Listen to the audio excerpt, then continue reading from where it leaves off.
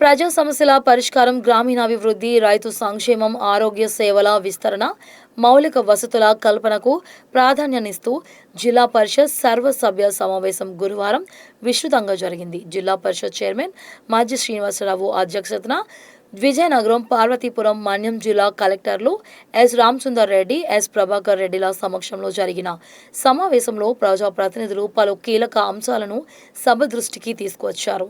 పూసపాట్రేగ మండలం ముక్కం గ్రామానికి చెందిన 6 మత్స్యకారులు సముద్రంలో గల్లంతైన ఘటనపై జిల్లా పరిషత్ చైర్మన్ మాజీ శ్రీనివాసులు ప్రగాఢ సానుభూతి వ్యక్తం చేస్తూ బాధిత కుటుంబాలకు ప్రభుత్వం అన్ని విధాలా అండగా నిలిచి ఆదుకోవాలని కోరారు.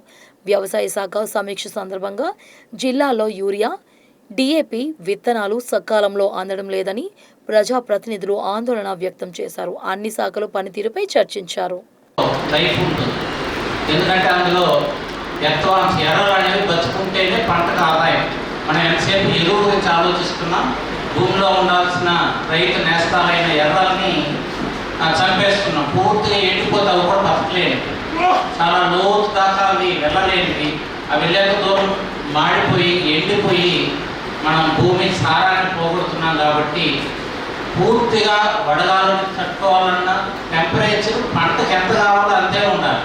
కానీ మన దగ్గర టెంపరేచర్ చాలా ఎక్కువ వల్ల కూడా పంట దిగుబడిలో ఎఫెక్ట్ అవుతూ ఉంది. కాబట్టి ఈ గట్టు మీద చెట్లు ఉంటే ఇవి కొంత గొడుగులాగా ఉపయోగపడతాయి.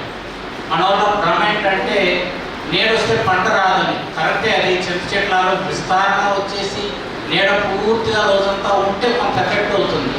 కానీ తగినంత నీడ లేకపోతే పంట భూమి సారం పోతుంది, భూమి ఎండిపోయి దాని శక్తి పోతుంది, ఎర్రలు చనిపోతాయి, వడగాలు దక్కుంటుంది, టెంపరేచర్ ఎఫెక్ట్ కూడా చాలా ఎక్కువ ఉంటుంది. వీటన్ని మా జిల్లాలో ప్రత్యేకించి ఏంటంటే గట్టు నిండికి కూడా చెట్లు నాటడం. రెండోది బంతి చామంతి ప్రోగ్రామ్ కూడా ఒకటి మనం ఇనిషియేట్ చేస్తున్నాం. బంతి పూలు, చామంతి పూలు నాటితే మీరు చాలాసార్లు కెమికల్స్ కొట్టాల్సిన అవసరం రాదు. చాలా పూలు అవే అడ్డుకుంటాయి. అలాగే దోమలతోటి మనం అందరూ చచ్చిపోతున్నాం. మా దగ్గర ఇప్పుడు దోమలు లాస్ట్ ఇయర్తో కొలిస్తే భారీగా మలేరియా కేసులు తగ్గిపోయాయి. కారణం ఏంటంటే బంతి, చామంతి, నిమ్మ అనేది ఒక పరిష్కారం. దానికి అవి రిపెల్లెంట్ లాగా పనిచేస్తాయి. ఈ పొలాలకు వెళ్ళిన రైతులు కూడా ఎఫెక్ట్ అవుతున్నారు మలేరియాకి. కారణం ఏంటంటే దోమ వరి పొలాల్లో కూడా గుడ్లు పెడుతుంది, అక్కడికి వెళ్ళినప్పుడు పుడుతుంది. బంతి, చామంతి గట్టు మీద ఉంటే మలేరియా రాకుండా ఉంటుంది. దోమలు అక్కడ బతకలేనివి. కాబట్టి నా రిక్వెస్ట్ అందరికీ కూడా దయచేసి రైతుకి సమాచారాన్ని తెలియజేయాలని విజ్ఞప్తి చేస్తున్నాం.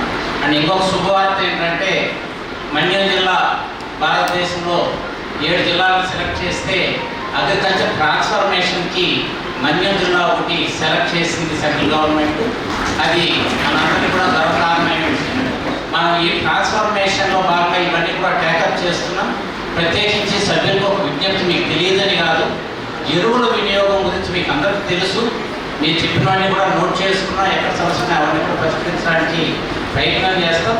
అదేవిధంగా ప్రత్యేకించి వీలైనంత వరకు కూడా ఎరువుల వినియోగాన్ని తగ్గించాలని చెప్పి రిక్వెస్ట్ చేస్తూ ఉన్నాం.